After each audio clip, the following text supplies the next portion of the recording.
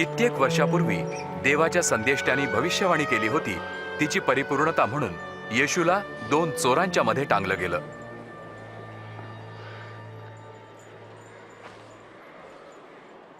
ही कोणा साधारण माणसाची वस्त्रे नाहीत. अरे राहू दे, भाडू नकोस. मी तुला सांगतो त्याचं काय करायचं. चला चिठ्ठ्या टाकूया.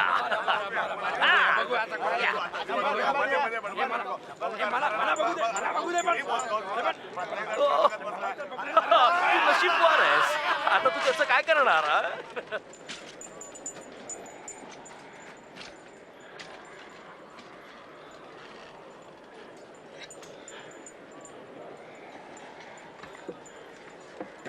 त्याच्या डोक्यावर एक पाटी लावली होती जिच्यावर लिहिलं होतं, हा यहुद्यांचा राजा आहे.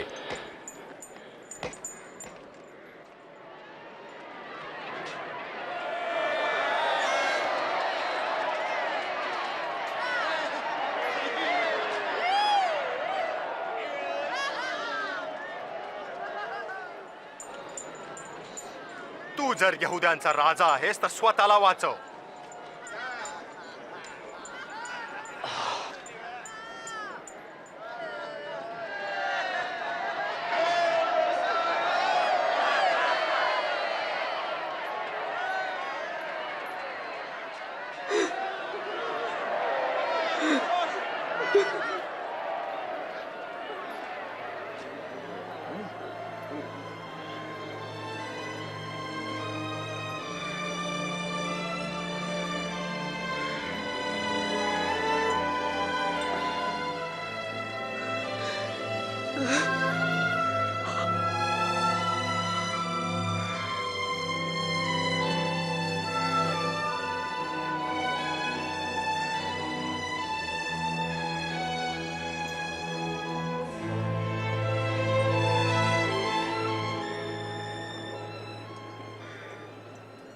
काय तू मसीहा आहेस ना?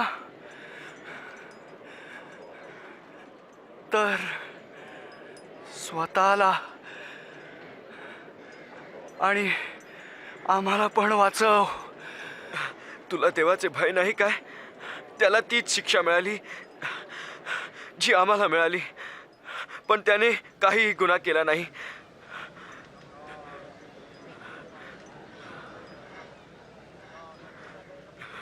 माझी आठवण ठेवा येशू, जेव्हा आपण राजा बनून याल.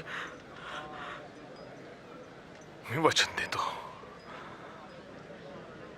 तू आज माझ्या बरोबर स्वर्गात असशील.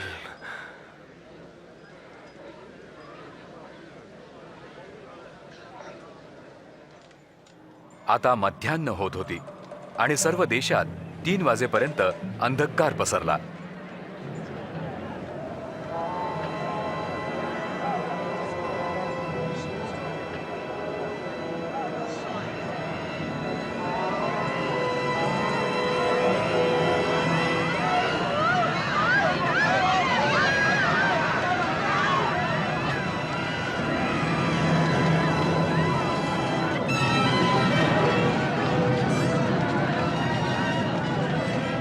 मंदिरातला पडदा वरपासून खालपर्यंत मधोमध फाटला.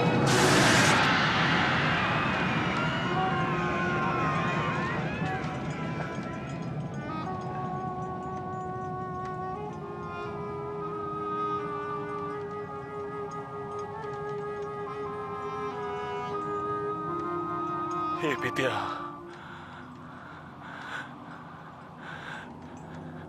मी माझा आत्मा तुझ्या हातात सोपवतो.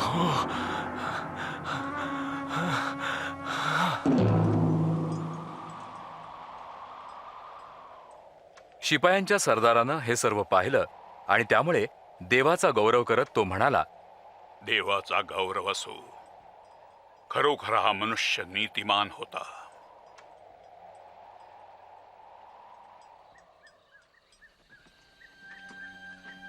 धर्मसभेचा एक प्रतिष्ठित सदस्य अरिमथाईतला योसेफ, जो या कृत्याशी सहमत नव्हता, त्यानं जाऊन पंत पिलाताची परवानगी मागितली की सूर्यास्तापूर्वी म्हणजे विश्राम दिवस सुरू होण्याआधी येशूचा देह एका कबरीत ठेवावा.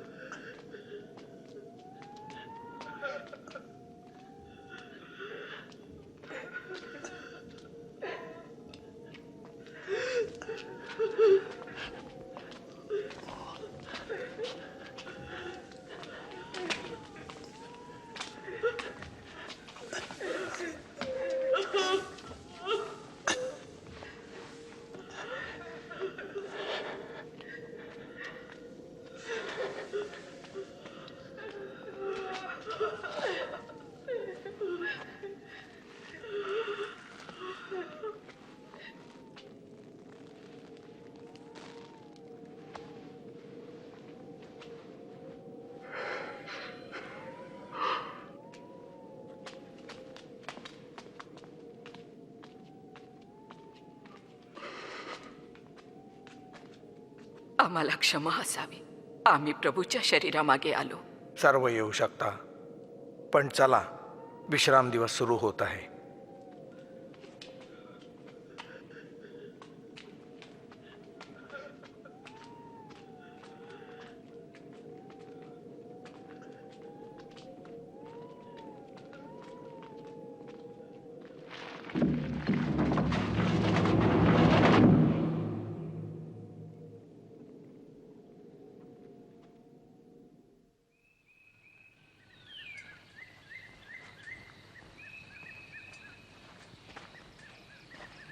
रविवारी भल्या पहाटे काही स्त्रिया त्यांनी बनवलेलं सुगंधी द्रव्य घेऊन कबरीकडे आल्या.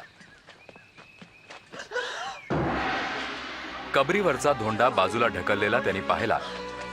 त्या आत गेल्या तर येशूचा देह तिथे नव्हता.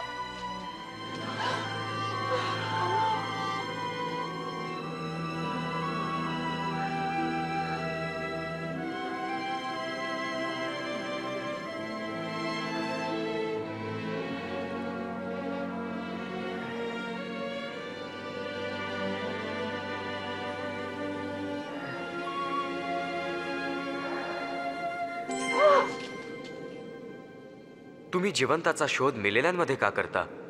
तो इथे नाही तर उठला आहे. आठवण करा, गालिलात त्याने तुम्हाला काय सांगितलं.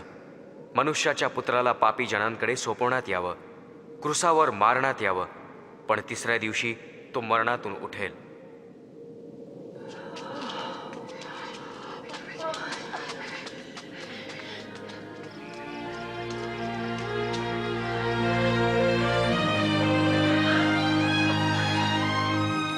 ऐका, धोंड बाजूला लोटली होती. आम्ही आत गेलो तर येशूचं शरीर तिथे नव्हता. प्रभूचा देह काय? आणि 2 माणसं आम्हाला दिसली, स्वर्गदूत चमकताना, सूर्य समान. आणि आम्हाला म्हटलं, तुम्ही जिवंताला मृतामध्ये का शोधता? हे खरं आहे. विश्वास करा, विश्वास. आम्ही त्याला पाहिलं. तुम्हीही जाऊन पहा.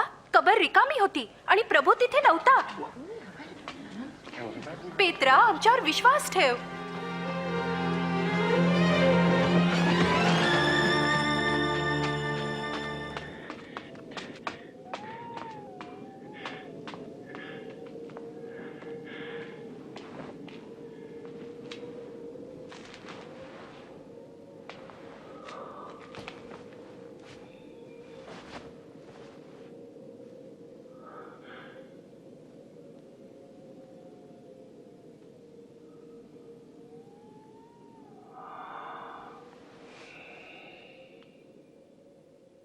येशूनं 2 शिष्यांना दर्शन दिलं.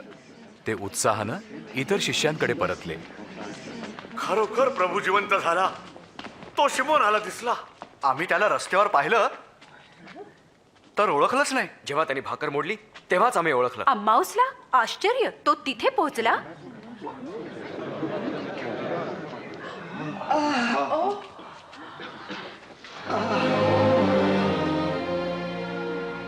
तुम्हाला शांती असो.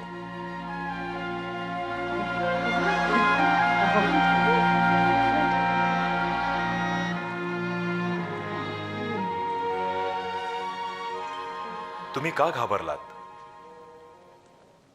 तुमच्या मनात शंका का येतात? पहा माझे हात आणि पाय, आणि जाणा की मीच आहे. मला स्पर्श कराल तर ओळखाल. कारण आत्म्याला हाडमांस नसतं, जसं तुम्ही माझ्यात पाहता. मी तुमच्याबरोबर होतो तेव्हा तुम्हाला हेच सांगत होतो. माझ्याविषयी मोशेचे नियम, स्तोत्रे आणि संदेष्टे, शास्त्रात जे लिहिले होते ते सर्व पूर्ण होणे आहे. हेच तर लिहिलं आहे. ख्रिस्ताने दुःख सोसावं, तिसरे दिवशी मरणातून जिवंत व्हावं आणि येरुशलेमपासून आरंभ करून सर्व राष्ट्रांना त्याच्या नावाने पश्चात्ताप आणि पापक्षमेचा संदेश घोषित करण्यात यावा. तुम्ही या गोष्टींचे साक्षी आहात. आणि माझ्या पित्यानं देऊ केलेली देणगी मी स्वतः तुम्हाकडे पाठवतो. तोपर्यंत येरुशलेममध्येच राहा, जोपर्यंत स्वर्गातनं सामर्थ्य तुमच्यावर येत नाही.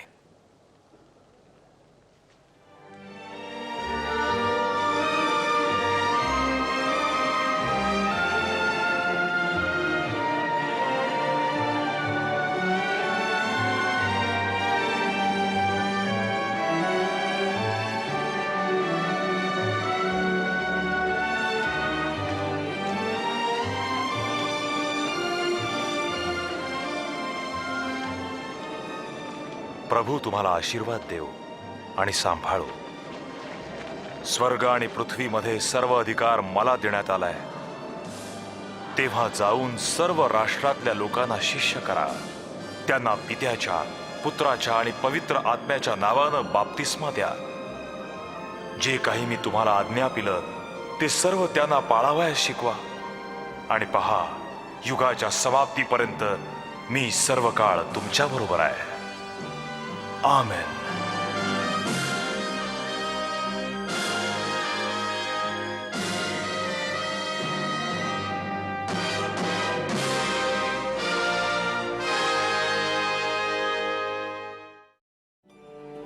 फार आधी संदेष्ट्यांनी वचनात लिहिलं होतं की परमेश्वर पापी लोकांना वाचविण्यासाठी मसीहाला पाठवील आणि त्याचा समेट आपल्यासोबत करील.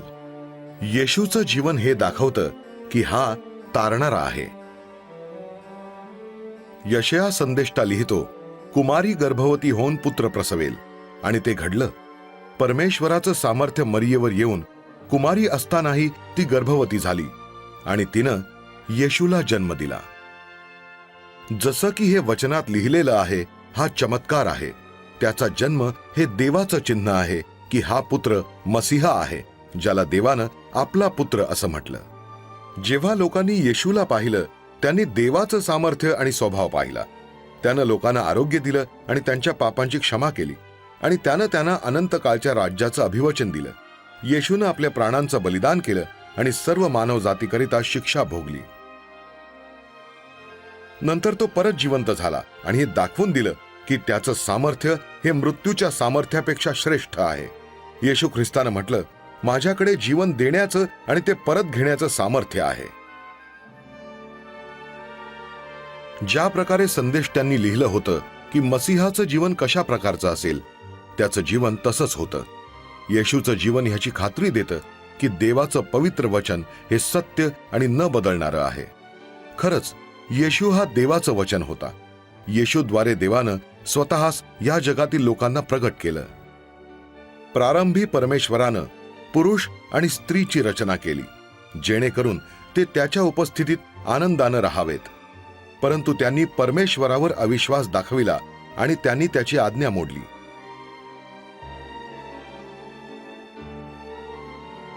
वचनात हे लिहिलं आहे की सर्व मानवजातीनं पाप केलं आहे आणि पापांचा परिणाम मृत्यू आहे. ज्या लोकांनी पाप केलं ते देवासोबत राहू शकत नाहीत. ज्या प्रकारे परमेश्वरानं अब्राहमाच्या मुलाऐवजी एडका मरण्यास पुरविला, त्या प्रकारे परमेश्वरानं आदामाच्या वंशजाऐवजी येशूला मरण्यास पाठवलं.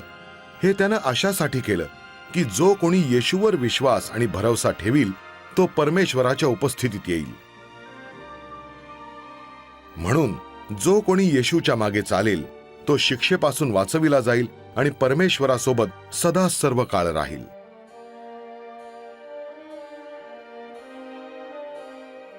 जेव्हा येशू मृतातून जिवंत झाला आपल्या मागे चालणाऱ्यांना त्यानं म्हटलं, लोक माझं नाव सर्व राष्ट्रात जाहीर करतील, जेणेकरून जो पश्चाताप करील आणि माझ्याकडे येईल, परमेश्वर त्याच्या पापांची क्षमा करील. येशूनं हे देखील म्हटलं की तो पवित्र आत्मा पाठवील, जो त्याच्या मागे चालणाऱ्यांसोबत राहील, जो त्यांना सत्य दाखवील आणि परमेश्वराच्या मार्गावर चालण्याकरिता सामर्थ्य देईल. जेव्हा पापी स्त्रीनं आपल्या पापांचा पश्चाताप केला आणि येशूच्या मागे चालू लागली, येशूनं तिला म्हटलं, तुझ्या पापांची क्षमा झाली आहे. तुझ्या विश्वासानं तुला वाचवलं आहे.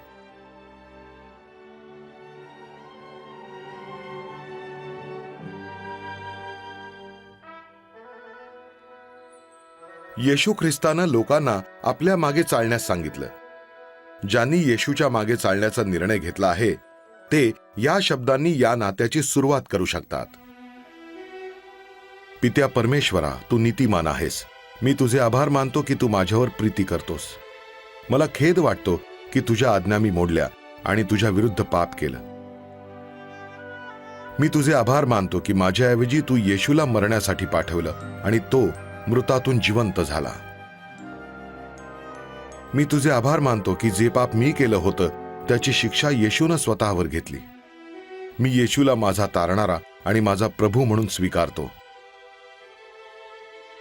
मी तुझे आभार मानतो की तू माझ्या पापांची क्षमा केलीस आणि मला तुझ्यासोबत राहण्याकरता तुझ्या राज्यात मार्ग उघडे केलेस. मी तुला विनंती करतो, तुझ्या पवित्र आत्म्याकरिता जो माझ्यासोबत राहील आणि मला तुझा मार्ग दाखवील. तू मला सामर्थ्य देशील की मी तुला संपूर्ण अंतःकरणानं प्रीती करावी आणि तुला आवडणारं जीवन मी जगावं आणि जगात लोकांनी प्रत्येक ठिकाणी तुझी स्तुती करावी. आमेन. येशूनं आपल्या मागे चालणाऱ्यांना म्हटलं, माझी मेंढरं माझी वाणी ऐकतात. मी त्यांना ओळखतो आणि ती माझ्या मागे येतात. येशूच्या मागे चालणारे एकत्र भेटले. ते त्याच्यासोबत रोज बोलले. ते वचनात त्याच्या शब्दांचा अभ्यास करू लागले. त्याच्याप्रमाणे चालण्यास ते शिकत आणि त्याच्याबद्दल ते इतरांना सांगत असत. येशू त्यांना पवित्र आत्म्याने, जो त्यांच्या अंतःकरणात राहत असे, त्याद्वारे मार्गदर्शन आणि सामर्थ्य देत असे. आपल्या सिंहासनाकडे जे स्वर्गात होते तिथे जात असताना येशूनं त्यांना काय म्हटलं ते त्यांनी ध्यानात ठेवलं. परमेश्वरानं स्वर्गात आणि पृथ्वीवर सर्व अधिकार मला दिले आहेत आणि पहा, युगाच्या समाप्तीपर्यंत मी सर्व दिवस तुमच्या बरोबर आहे.